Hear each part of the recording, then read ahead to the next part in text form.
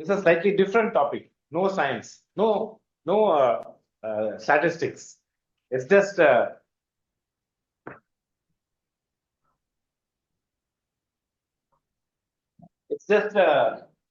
slight deviation from our usual high science. It's about culture. And that's a tricky topic to talk about culture because many people don't agree about a culture. So, can you hear?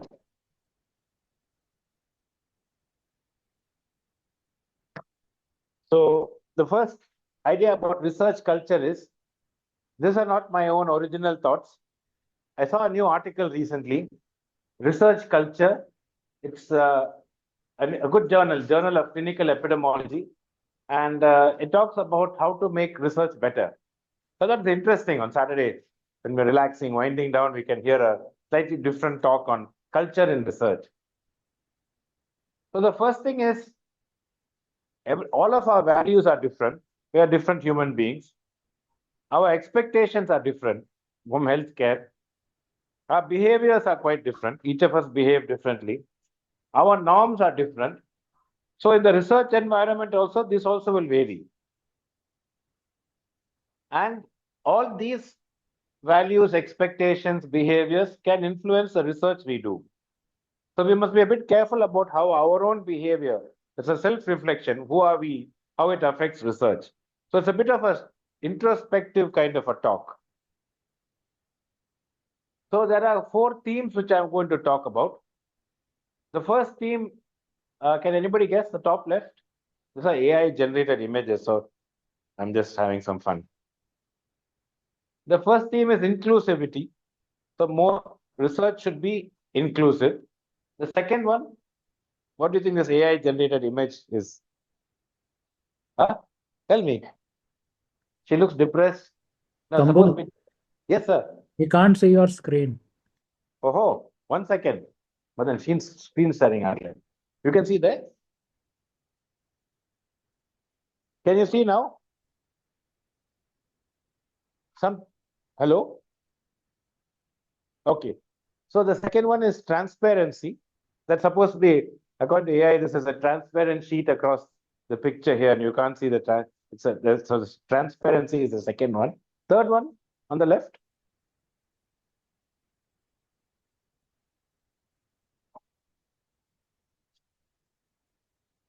Rigor. So this man is rigorously breaking the rocks. And the fourth one, anybody? I just put it in this deep AI and I got the image from there. Objectivity. So you're being very objective. This is the AI's impression of these images. People may object to my using AI images, but it's just for fun. So there are 4 things: inclusivity, transparency, rigor, and objectivity. So this next half an hour, we'll quickly run through what does this mean. It's just a nice idea for mind. What is a positive research culture? Good research should be done in a positive research culture where ethics are important. So we are all interested in doing things ethically and we want good quality research. It's not only relevant for us, whole of CMC, every institution should be interested in this sort of a good research culture. Patients and public who come to us, they realize that CMC will give good treatment based on good research evidence. So then the trust in CMC also depends on us having good research culture. So positive research culture is the basis of biomedical science and it can affect your healthcare. So if the healthcare is good, meaning the health culture is good, we do good research, ethical research, care of patients also automatically gets better. So the first, inclusivity. So this is a topic which currently has unfortunately got a bad name: diversity, equity, inclusion. But anyway, depending on your clue on that. So does anybody know what a glass ceiling is? What is it? For whom is the glass ceiling? It's for women. Hillary Clinton, why did you lose the election? There was a glass ceiling. People in US still can't accept a woman as a president. So people call that a glass ceiling. So women can go up in an organization. At some point, suddenly they'll find that, hey, I'm as good as the next person, but I'm not getting promotion. I'm not going ahead. That is called the glass ceiling.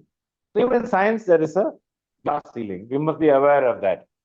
So in senior academia, you'll find that they may not be women in the research capacities, in senior roles. So in science, you'll find that people talk about famous scientists who are mostly men. They don't talk about famous women scientists. So people are forced to write book on women scientists. Publication by women by journals is less. Gifted authorship. So, generally gifted means that the senior person in the department, all the juniors will put his name because they want to keep him happy, but they may not do it for her who happens to be the senior person. Cited less. So when I write an article, I have to cite a previous work. I generally cite men's work, not women's work. They did a study, they gave the curriculum vitae, means what all you have done so far in your academic career, identical for men and women to some authors. They rated the men's CV higher than the women's CV. So there's an unconscious bias. That is all put together called the glass ceiling. This is getting better over time, but they still find that low-income countries, which I think sadly India finds itself as a low and middle-income country, that glass ceiling is still there. This is an image of race and again, this is a controversial topic. And if you like to read storybooks, there's a nice one, The Country of First Boys. So in India, whom are more favored, men or women? And among women, is it the older or younger people favored? Older women get more favor than. So in Indian society, the lowest strata are poor Indian women. There is a nice book by called The Country of First Boys. I'd encourage you to read that. So there are some structural limitations. If you go to medical place, also they may look at your caste or your religion or your creed and say that subconsciously that will be some bias against you or for you. So it's mostly against women of color and minorities. So this is a double marginalization. Not only are women getting a glass ceiling, also based on your caste, color, creed, you have another. So this is a double ceiling. So this is now called, in research culture, called concrete ceiling. Glass ceiling, okay, sometimes you'll find some women in top academic positions, but then there's also that they have to be the right color, caste, creed to get into those positions. So this is largely local. It's country-wide, but also in the local institution, people can do something about it. But that's where very few people actually actively think about these problems. The next problem is dominance of research from high-income countries. So generally, you'll find that high-impact journals, everything has to be in English.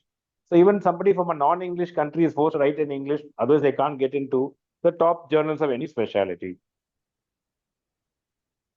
Funding. Generally, you'll find that a high-income country, access to funding for research is higher. And low-income countries, even if they are very good researchers, they can't get access to funding because funding for research is generally low. So representation and citation is less. Representation means if you're doing a research project, multi-country project, you'll find that the low-income country authors may tend to be somewhere in the bottom. And they're cited less. If they're the first author, then that paper may not be cited that much. So prominent author position, this is for our interns, registrars, and students. The first, second, and third author in the paper in India are given high credence by all societies. Only they're considered for promotion. If you're the fourth author in the paper and you're the fourth author in a paper, that is not considered. Well, that means you didn't have much role. But that's not true. You may have contributed a lot.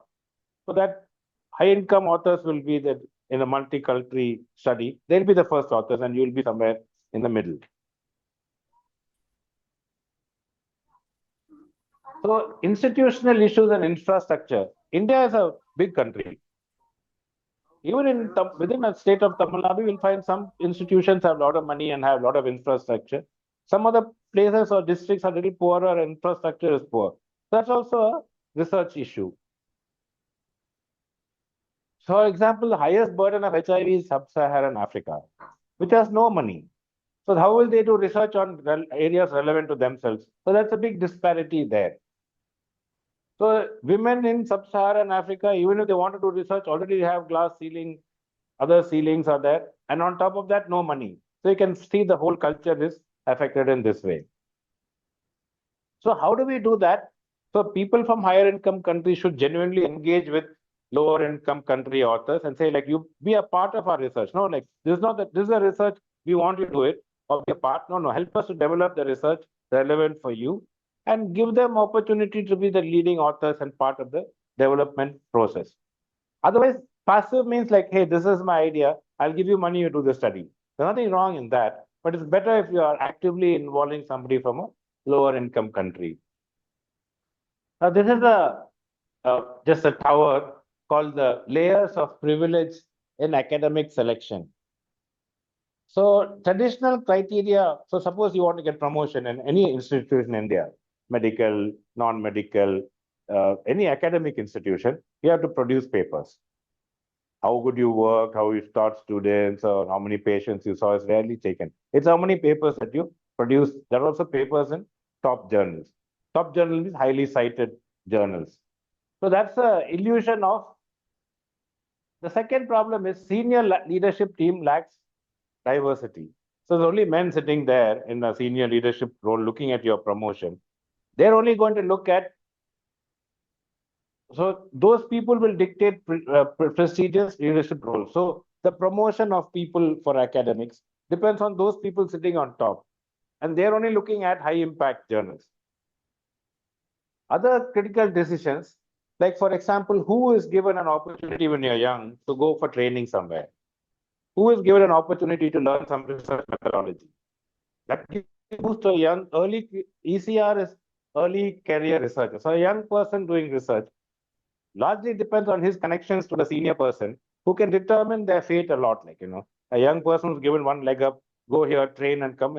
Other person may not never get that same opportunity to go up. So this academic sort of tower sometimes can work against the people in the bottom of the tower. So the next thing, editorials. So if we say that we must only publish in a prestigious journal, then you must to publish in, even you have very good research, you have to pay a lot of money to publish in prestigious journals. So one more roadblock to people to go about that. So we need diversity. So who decides if the article is good or not? You send it to a journal. The journal editor must see if this article is good for his journal, and so they'll give it to peer reviewers. If those people also are highly biased, people who have some particular viewpoints about who should publish, which race, color, or religion should publish, then again it gets blocked there.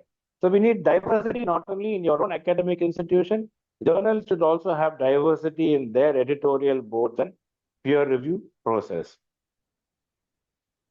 So cronyism is like fake. Nepotism is like me and my friend and my uncle and my country cousin, only papers I'll publish. So we also have that. We don't want to mention that, but we know that, some places you send, you'll never get published. Some other places they know you, so they'll publish. So that is called nepotism. So including everything from looking at the article, accepting the article. These kind of things not only happen in India, it happens all over the world. So these are something that we must be aware of when we are doing publication. So this is called the ivory tower of academia. So lack of diversity in academic workforce, high income dominance, inequitable global partnership, meaning that the poor people has to do what the rich people say. Peer review processes, bias, the university structure. So you need to have prestigious, the people sitting at the top of universities and should be people who are a balanced group of people, not just particular one group of people. And then you have the superstar in research who's the lone star who say, I do everything myself. One person do all research. It must be a process of so many people under them who do the research. So that's a bad system. It develops superstars, which are not a good idea. So that's all about the first part. The second part is transparency. So what is open science? This is a new, not a new concept. It's been there for a long time. That means I will share all my data with you. Oh, I did a great research, but now I'm going to share all my data with other people. That's almost unheard of in India, right? Not only my data, but also my codes. Codes means like what how I manipulated my data to get tables, figures, graphs, that also I must share. That's called open science. So open access journals are not yet common in India. For example, PLOS Med. Open access means anybody in the world can open that article and read the whole article. You don't have so many that. So that is called transparent research process. The second thing is when you do a randomized control study, you have to register it with Government of India or any government. So that protocol is available. Anybody in the world can see what you plan. Actually, all research must have a protocol. The protocol should be freely available. So anybody reading a paper should be able to see what you did and what you plan to do. What you plan to do, was it the same as what you did? So a lot of the research which is published is still unregistered. Still that if you ask me, I want to publish in a top journal, being a physician, NEJM or Lancet. If that's the idea, then we're all stuck behind doing that. Not in open access journals, which other people can access. Then it's no longer open science, it's closed because most people have to pay money to access those journals. So how will the public benefit from my great work? So there's this, all these things limit the appeal in sharing my data. Have you heard of impact factor? All journals have an impact factor. I mean, how many people read them and cite them. So if you publish in a journal with high impact, your own prestige goes up. And then the cycle just goes up and up and up, the wrong way for people at the bottom of the cycle. So everybody high impact journals. But actually find that the publication rate in the top journals is less than 10%. It may be 3 or 4%. Because one, they'll have a big standard, they'll have literature standard and other things. So if you're sitting somewhere in the bottom, you'll no longer be able to access those high impact journals because they're very difficult to get into. This is a hot topic, article processing fee. So suppose one reads New England Journal. Who has to pay? Or the prestigious Ops Journal? Who will pay to read the article? You have to pay. The reader has to pay. Open access journals, who pays? Reba. PLOS is free. How do they survive? They're a big publishing house. They have to get people to do the work, screen the articles, print it, send it on internet. It's free. Who pays? The author has to pay. So though it appears it's a noble venture, but the person who submits the article has to pay article processing fees, which can often be thousands of pounds. The moment you say thousands of pounds, you know that automatically 90% of the global south of poor people cannot afford to publish it. So again, one big problem happens with article processing fees. So less affluent people cannot afford to publish in great journals. Great means high impact journals. So some demographics are like people from some countries can't do that based on your economy. So in some countries, there's free access to all journals. The country gives access to many journals. But other countries can't afford to give free access to everybody for the journal. Of India's credit, for some years, they gave all Indians had access to Cochrane Library. But the country had to pay a huge amount of money to Cochrane to support that. And after some time, they stopped that. So these are like things that are good, but it costs a lot of money to give people free access. Then there are now thinking, okay, if that's the only way, if everybody is charging money, is there some more collegial or friendly publishing houses which will not charge you too much money and make it free access? So I'm just giving you some examples. One is called Octopus. I'll show you a picture of Octopus. The next one is called preprint. So during COVID, people were like, nothing to do. I'm just making fun, publishing a lot. So somebody came up with a smart idea. Whatever you have send me, I'll put it on my server. There'll be no peer review, meaning nobody would have looked at the article, good or bad. What is your publication? It's on a journal website called a preprint server. And thousands of articles were uploaded on preprint. The same article will be submitted to a prestigious journal. It may or may not be accepted. But the person felt, hey, my work is there on the internet somewhere. Somebody knows I was the first one to do this work. So preprint it's good because it gives democratizing publication. It's bad because nobody's peer reviewed it. It may be junk. So that's good and bad to preprint servers. So the problem for us is impact factor chasing. I also want to have a journal publication in a big journal, Then people say, oh, Thambu, you did a great work. And then like automatically my prestige goes up. If prestige goes up, I may get funding for my next project. That will lead to more projects, more travel, more. I'm just saying it's a cycle, which is, I'm not saying it's bad. I'm just saying you have to be careful of the trap. Data sharing, why should I share my data with somebody else? They may take it and publish, or what is the role? I'll talk about that. Reporting practices, now the whole Saturday, every Saturday, we're doing critical appraisal of reporting guidelines, which are mostly free. I agree to is free, which we just did. Economic guidelines, we did recently, systematic reviews. All those guidelines are free to report, but people report poorly. For-profit publication, I'm going to talk about what is meant by for-profit publication, and lack of registration. That means people can't know what you plan to do. They can only see what you wrote finally in the paper. So this is a picture of octopus. So the UK government has got a place where you can register your research. If you register your research there, you can publish results there. So you can try Google and see octopus and see if it has any value for you or benefit to you. So it's a nice sort of a thing. This is one of the famous preprint servers. So Medrib. So everybody was uploading their articles freely onto this particular preprint server. It's from, I mean, it's a nice place to search for articles. So for systematic reviews, nowadays people say you must also search preprint servers. Previously, they're very particular that only peer-reviewed articles should be looked for. But now people are like, hey, you can also look at preprint servers. So the first one, inadequate reporting. Freely available guidelines are there. For example, anybody on the net, do you know where guidelines are freely available? For reporting, freely available. It's called Equator Network. I could have put the picture of that. Just Google Equator Network. All sorts of thousands of reporting guidelines are there for any sort of research. So that it's not the lack of reporting guidelines or access, but people don't know about those things. So just because you reported it using consort guideline doesn't mean the RCT is good, but at least you heard about a reporting guideline and you have attempted to use that guideline. So just because somebody says, I use this guideline, don't say automatically, oh, very good. You must still see whether they followed that reporting guideline. Data sharing. So data sharing, I mentioned code. Code means not the data, but how I manipulated my data. That's called code. Only statisticians will be aware easily of how to get the code out of software like SPSS or PSPP or whatever you use. But you need to share that as well. Individual patient data means I'm going to share my Excel spreadsheet or my EPIDATA form to somebody. Data management plan is, okay, this is what I plan to do with my data and how I plan to analyze it. So this is a nice mnemonic, which I find very useful.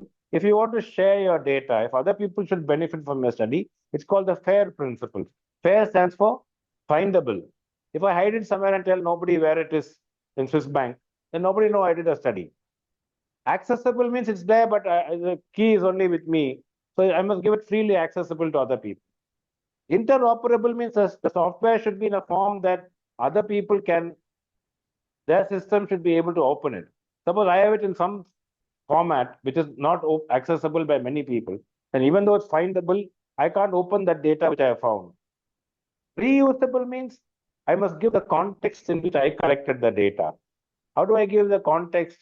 That means the protocol which I submitted to the ethics committee. That will explain why I planned this research, how I collected the data. That must be shared. Otherwise, people won't know what some data is sitting there. All of us use some data from internet, but the biggest problem is we don't understand why it was collected, how it was collected, what does data mean. So we must share those data dictionary, other things with other people. So what are the barriers? There's no reward if you publish in an open access journal, which is low impact. So if you're not going to get a promotion for publishing in an open access journal, then you will say, why should I did a lot of research, I'm not getting any benefit for that. So that's the biggest barrier, is there's no obvious benefit for trying to share your knowledge freely.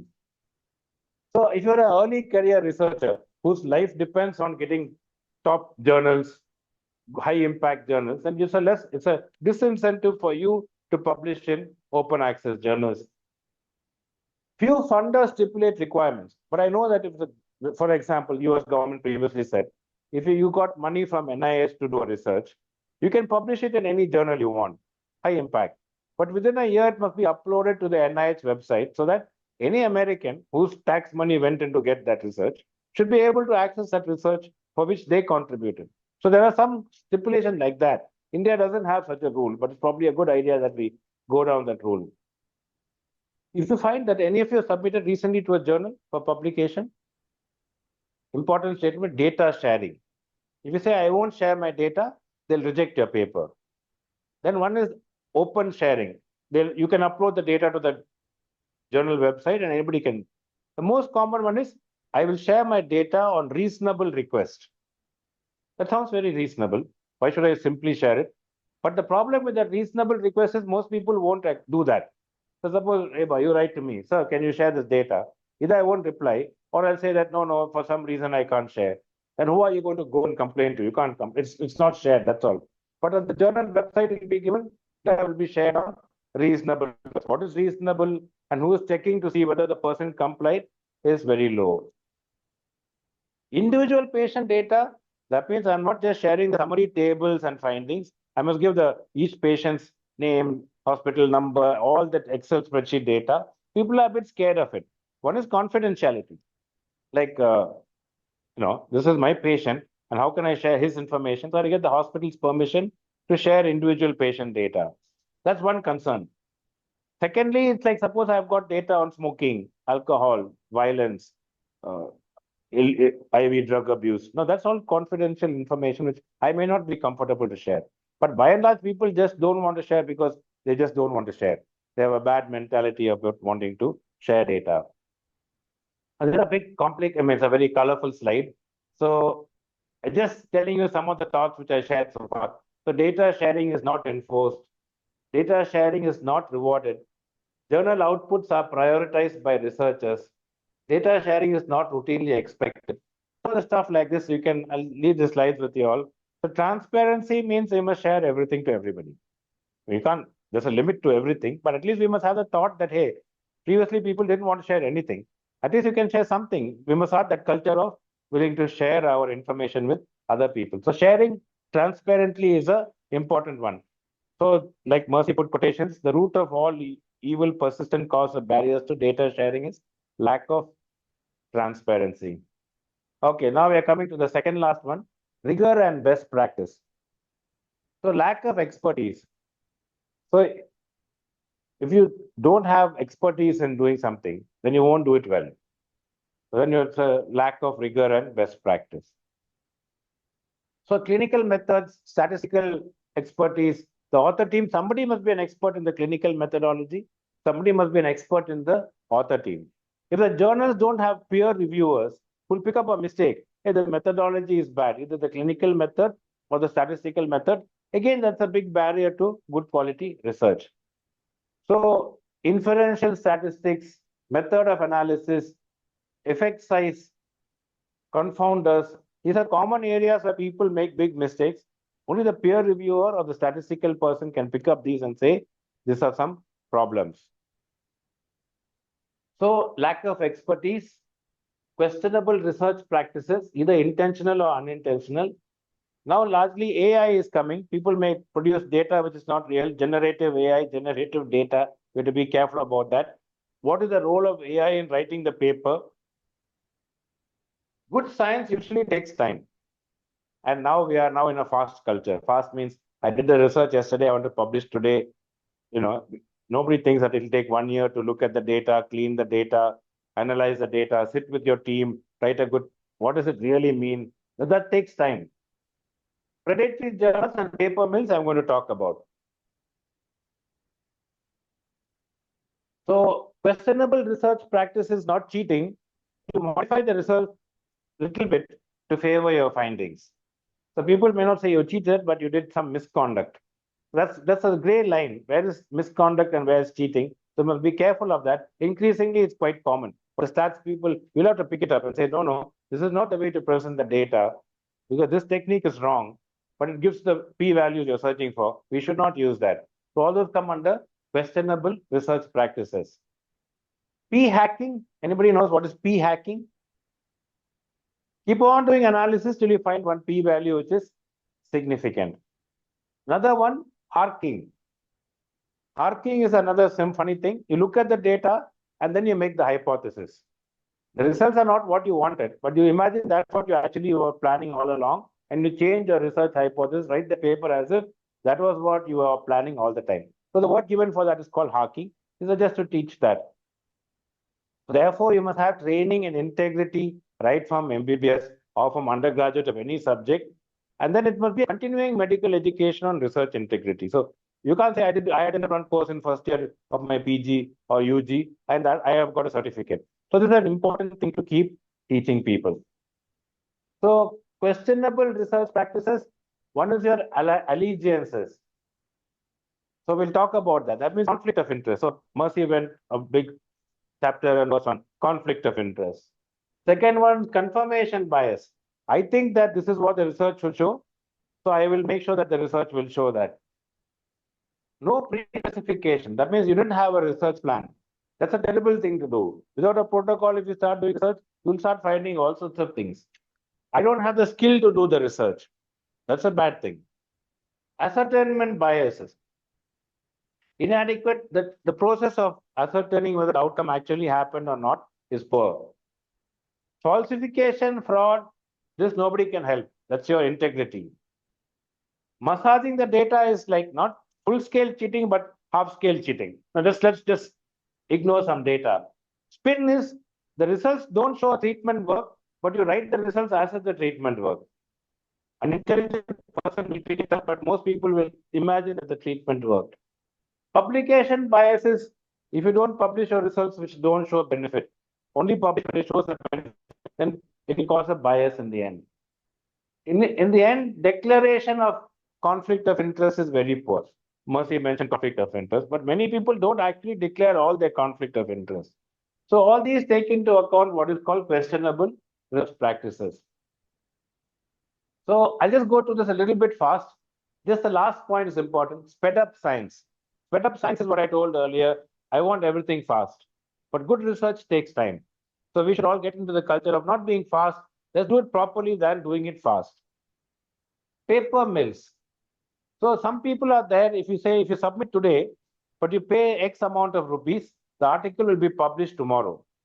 Those are called paper mills. There are many journals which do that. And they're just, everybody knows that promotion time is coming up. I need 2 more papers.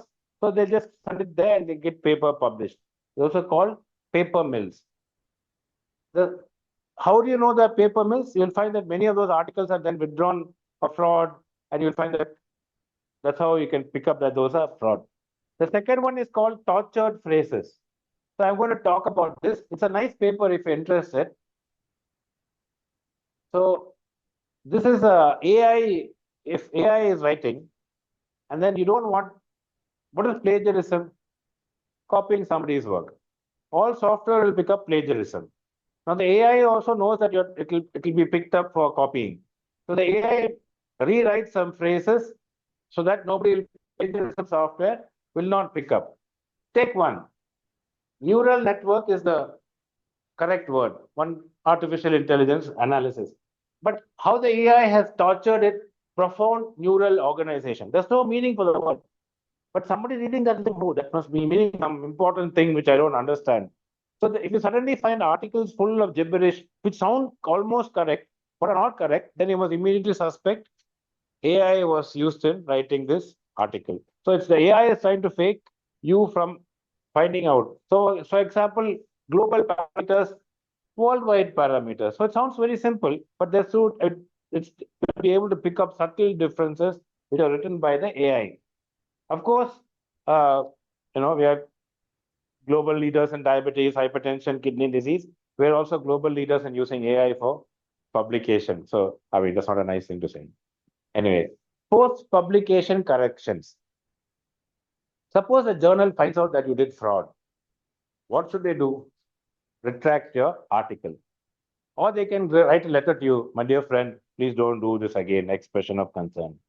Or corrections. All of us can make mistakes. So even the top journals, you'll find that this line was wrong, p-value was wrong, some percentage was wrong, some table formatting was wrong. Corrections. There's nothing wrong in having some corrections.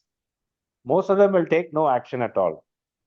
Because it looks bad on the journal, no? Hey, an article published in a journal was retracted. That means our peer review process, our whole process was wrong. They don't really want to put it. So retraction is increasing, but it's not at the rate at which fraud is going up. So the other thing is, if suppose I find out, or you find out I am doing some fraud, and you go to the admin will think, hey, CMC's name will be tarnished. People will say, oh, all CMC research must be fraud. So, okay, never mind. We'll just let it go. Then the research continues, and people think that's actually true research. But that's another reason why falsification and fraud is often not picked up. So, from what happens if you have fake articles in the net? And since we all like systematic reviews and say guidelines, let's say there's a fake article, it will make its way into a systematic review. The systematic review will make its way into guidelines. Guideline will make its way into practice. So that fake article which appears innocuous will suddenly change somebody's practice, and the patient will have a poor outcome. So we must be very careful about that. So in academic institutions, people usually keep quiet. Now there's another thing called research misconduct. And you must be a bit careful about this. This is more for the senior people. Bullying, harassment, discrimination of the junior researchers. So early career researchers are called ECR. They are at the bottom of the ladder. Their salary depends on you. Their work depends on you. Their job depends on you. So you can do some bullying and professional misconduct. So we must have an environment or a culture where that is discouraged. So just to keep in mind that there is something called a research culture. So what will most people do? Okay, this research is not for me. I'll join some other career. They will not be able in a position to complain about professional bullying and things like that. The last one, I don't know if we have time for that. How far are we, Mercy? 12:30. Okay, the last 5 minutes. Objectivity. Incentives. So they say that the best way to do anything is to have the test according to the way you want people to perform. People will perform according to a test. So they know that's important. This question will come in an answer, then they'll read the answer. So the best way is to have incentives. Your assessment should be based on what culture you want. If your assessment is which top journal you have, which impact factor you have, then people will chase top journal and impact factor. So we must have those metrics are called reductionist metrics. And that's a perverse academic incentive. I told you why. I've explained why that's a wrong idea. Many universities have signed up to something called DORA. Anybody knows what is DORA? Sounds like Dora the Explorer, children's cartoon book. Okay, all people without children are like, what is this madman going about? But people with kids will understand. So anyway, there's a principles of doing ethical research culture, DORA principles. Everybody has signed up to it because it looks good that we sign up to it. But many people don't actually implement those practices. So for the young researchers here, you can all Google and see DORA principles. So this is how it looks like. San Francisco Declaration on Research Assessment, DORA. You can Google this and see what all good research should be done. So what are the main themes? Eliminate journal-based metrics like impact factor for appointment, funding, promotion. So if I say that I'm not interested in the impact of your journal, but the quality of the article you published, then immediately people won't be bothered about impact factor and stop chasing that impact factor. You should assess people on the merit of their research than on the publication. So, hey, you had a good idea. Your study design was good. Your implementation of the research was good. Your analysis was good. Your write-up was good. If you give marks for that and promotion for that, that will encourage people to do not fast research, but slow, good quality research. Give opportunities for online publication. Now, online, if you see, 3,000 words, 2 tables, 2 figures, you can relax it a bit, give people more space and time to publish good stuff. So many funding agencies are trying to do these things, but this is what, if you sign up for DORA principles, you say my organization will follow these principles. Now, have you heard of this word? Publish or perish. So most universities in the West think it's a good thing. If you don't publish, you're out. So people are forced to keep on publishing to keep on surviving in the university. So that will lead to journals having a problem. Journals don't want negative findings. This large RCT found no benefit. Who wants to publish it? Because nobody will cite that article. Then the journal's impact factor will go down. So journals only want articles with positive findings. So this reinforces the behavior of people that I must find something novel. So what is that? P hacking, harking. Somehow I must find a P value to get myself published. So this is a bad behavior that follows as a consequence. So actually, in fact, let us say that Andrew does a good research in some part of India, and I want to apply that in Vellore. A smart idea will be to copy Andrew's work and see if it works in Vellore. That's called replication science. But if you look at research, I also taught that finer criteria. Anybody knows what is finer? F is feasible, I is interesting, N is novel, E is ethical, R is, you can find out and Google and tell me. Anyway, interesting and novel suggests that all research should be new. But actually, in fact, we need to confirm other people's findings more often than finding novel research. Both need a balance. Currently, everybody wants to do something new, something new, something new. Nobody is trying to verify somebody else's findings before they practice. That is called reproducible research or doing replication in research. So when journal authors were asked, 83% of them said, if I try to replicate somebody's finding, nobody wants to fund me. But if I want to do something new, everybody's interested in funding me. So if you want to cite somebody's work in your own research, you will cite only positive articles. You won't say this study found no difference. You will like to cite somebody which found some difference. So citation bias. So if you have a systematic review of some treatment, you're likely to find only studies of positive effect. You're not likely to find articles which did not find. So it leads to a publication bias. So if you want to survive as a researcher, you have to keep on publishing. Otherwise, how will people pay your money or salary? So for your own career's sake, you need to keep on publishing. Societal impact, what will happen? Papers are built, TRP, television ratings, so that we have quality. So if people are only searching for that, finally we have a lot of useless studies in the society, and societal health will be finally impacted. So if you are forced to publish, what will you do? You'll go to somebody and pay money and get your article published. That's called paper mill. So I'll just skip a bit of this, but senior researchers are sitting at the top of the ladder. How did they get to the top of the ladder? By doing all these processes. And now that they're there, it's easier for them to publish because they're very senior. Top journals are likely to take their articles. So then they're going to foster the same system. So you must be a bit careful of this culture that is pervaded. So they must change their behavior to get younger people up the ladder on a different pathway. So have you heard of gift authorship? I told you in the beginning. Gift authorship is where I didn't do any work, but you're just a bit scared of me or intimidated or want some favor from me. So you put my name. Ghost authorship. The person wrote the article, but the name is not there. Pharma industries hire people to write articles. They're very good in writing. That's their skill. But they will never be an author. The author will usually be some academic person from a top medical institution who would not have anything to do with the study, may not have had, but the paper is written fully by somebody else. That's called ghost author. Gift authorship is like, you're my friend and I'll give you an authorship like that.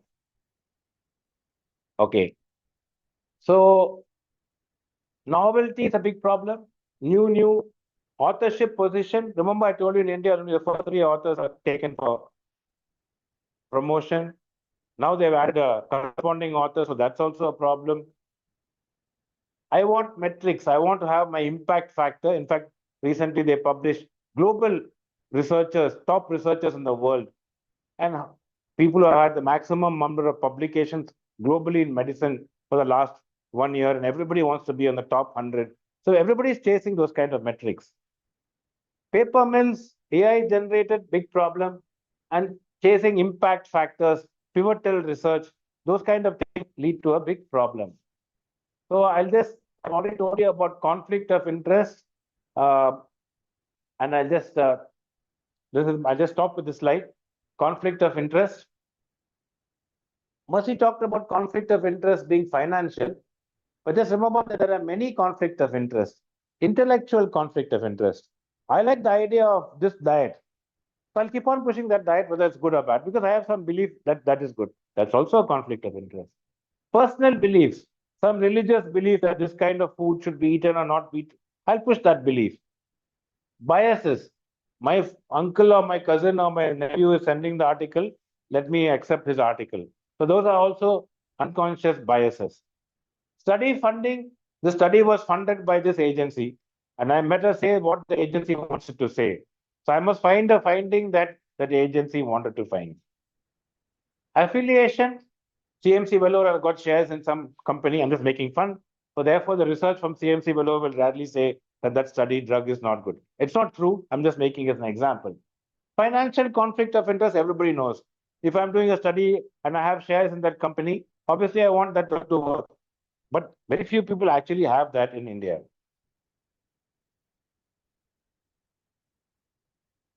Okay, so just to show you that there are some other group of principles called Hong Kong principles, just like the DORA principle I showed you about. So some other agencies sign, organizations will sign up to the Hong Kong principles. There's another one called CORA, which is Coalition for Advancing Research Assessment. These are all free things for people to read. So young researchers should read these things. Later on in your career, you cannot change what happened to you, but you can change what happened to people coming after you. So to end, just remember the picture which I showed initially. 4 good things about research culture. Be inclusive. So as far as possible, make sure your team is not elderly men with tabby stomachs, just making fun. It should be women, men, people of different caste, color, religion. Only then research is inclusive. Rich people, poor people, inclusive. Transparent. Hey, what was the idea? Where is your protocol? Where is your data? Where are the codes? Remember the FAIR principles? Findable, accessible, interpretable, reusable. So you must make sure that you can say my data is available, but it's in some format which nobody can apply. Then what's the use like? Make it so that other people can use it. Then objective. It must be changing the way in which we assess people's careers. Lastly, rigorous. India should not say that we're a low and middle income country, we will do useless research. No, we must do good quality research. So we must make academic incentives different. If I say all these things and still say that your promotion is based on high impact publication, people say, thank you very much for your research culture talk, but I'll continue doing whatever I want. If I change the assessment, then people will change their behavior. So we must look on outputs rather than process. That is not a good thing. Output means like, is it high impact? Process means idea was good, study design was good, the method of doing research was good. Did you have a large team of people? Did they all contribute? What was the impact of that? So this collaboration is a big word, but nobody talks about it in research. How many collaborations did you have? Did you interact with a wide group of people? Those are the things which we must start looking at. So transparent, rigorous, reproducible. Now, this is my last slide, self-reflection. Gandhi said, no, you can only change the man in the mirror. He didn't say that many words. Michael Jackson says, change the man in the mirror. In other words, I can preach to all of you, but if I don't change myself, what's the use? So at least we can change. So self-reflection is a powerful tool. Think about the biases you yourself have subconsciously. It's easy to identify biases in other people, but identify your own biases. So full disclosure, genuine accountability. So we may make small changes, but a little drop in the ocean, like slowly will change things. So we must all start changing our own practice and behavior. Secondly, we can speak up about biases. Hey, this is not such a good thing. Some particular group of people are being underrepresented. Can we do something about it? So if we do all this, culture will change. Okay, so I'll say that research culture is important. Somebody may ask, why did you give this free talk on Saturday afternoon? But it's a talk which we need to hear. Maybe I myself need to hear. Self-reflection is not about preaching to other people, but I must hear that sort of talk. We must have a diverse workforce. We must all work for that diverse workforce. And institutions must change the way they structure themselves. And we must reward people who are doing high quality research, high integrity, collaborative research. We must reward those kind of things. Okay, so that was the end of my talk.